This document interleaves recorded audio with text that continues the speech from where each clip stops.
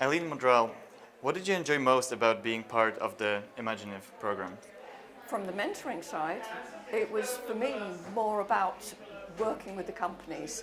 From one of my mentoring companies was quite well established, whereas the other three were one was embryonic and the other two were probably moved on. So for me, it's the vast difference of where companies are, where they're going, and the actual vibe that you get from those companies, enthusiasm. So how well do you think Oxford environment helps the entrepreneurs develop their ideas? Oxford in general or Oxford University?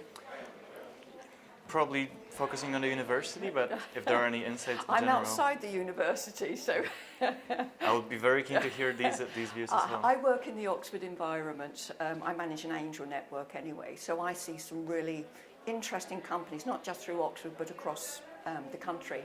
But there is always, for me, the interesting things very often do come out of university, but not necessarily research. The people that are involved in it, the ideas, the visions that they have, I suppose it's more about the creativity that they have, and that's, for me, is really about the vibe around Oxford and Oxford in general.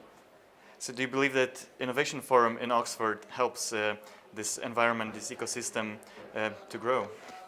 Very much so, because it has a very sector focus. It's broad in its approach as well, so you can say, well, life science, which is a broad, or you could say medtech, but it's that ability to actually not channel it or say, right, this is a very narrow focus.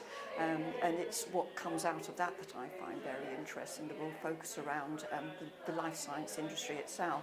And the merging systems as well, when you go into artificial intelligence, when you come into digital, etc., that's the ideas that come together that actually create something new, and I find interesting, yeah.